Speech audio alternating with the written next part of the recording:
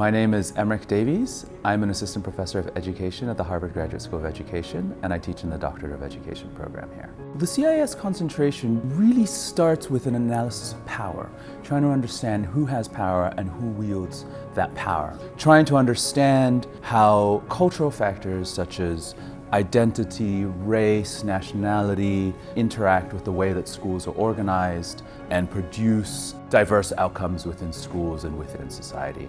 I think over the last decade it's really become clear that to understand inequities in education, you really need to understand the interrelationship between institutions and how those play upon culture. To not only understand how policies work, but how they are lived experiences on the ground.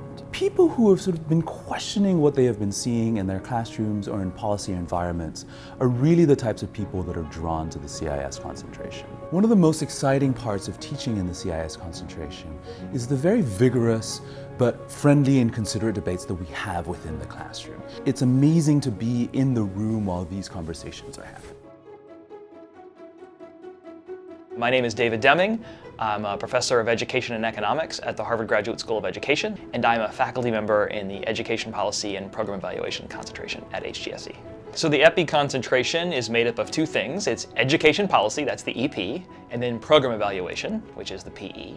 Our students tend to be focused very much on quantitative methods. Some of them do what I would call applied economics, focused on education issues, and some of them do psychometrics, studying testing, or more statistics-oriented approaches. And so we kind of have two different camps of PhD students in that concentration. We have a duty to be applied to the real world. So we're not just interested in knowledge for knowledge's sake, but how to apply knowledge to practical settings. So that means things like how to build relationships with people in the field who generally at this point in time are sitting on the most useful data to analyze questions of education policy. It also means knowing how best to pursue funding for research, knowing how best to present that research, both in conference sessions and in written communication, journal articles, and books. What the PhD is distinctively preparing students to do is to be the principal investigators, that is, the leaders of education research projects. They really want to take the next step and be the one that is accountable for the quality of an entire project and how it's carried out.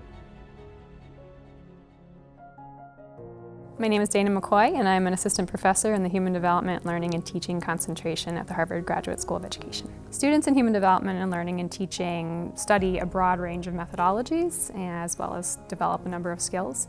On the human development, the HD side, I think there's a strong emphasis on methods from developmental psychology, things like studying measurement development or theories of ecological systems.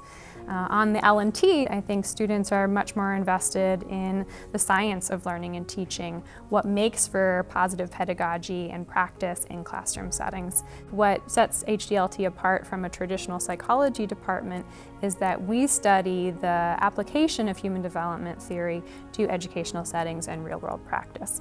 We take a very applied focus on the questions that we ask and answer, but draw from those core disciplines and backgrounds of human development that psychologists may use in other settings. Students in HDLT come from a number of different backgrounds. We often have students who have had research experience or undergraduate psychology majors, but we also have students with no background in psychology or human development who have spent a lot of time in the classroom as teachers or educators in other capacities, who are looking to understand the challenges that they faced in those settings and take a more research, systematic lens to addressing those problems in the real world. I think one of the real advantages of the HDLT program is the opportunity to deepen students' understanding within a particular set of questions or disciplines, but also have this experience within a broader cohort of students who are studying different topics in the other types of concentrations. And that opportunity allows the students to really collaborate with one another, to collaborate with faculty, and that really strengthens the work that everyone is doing.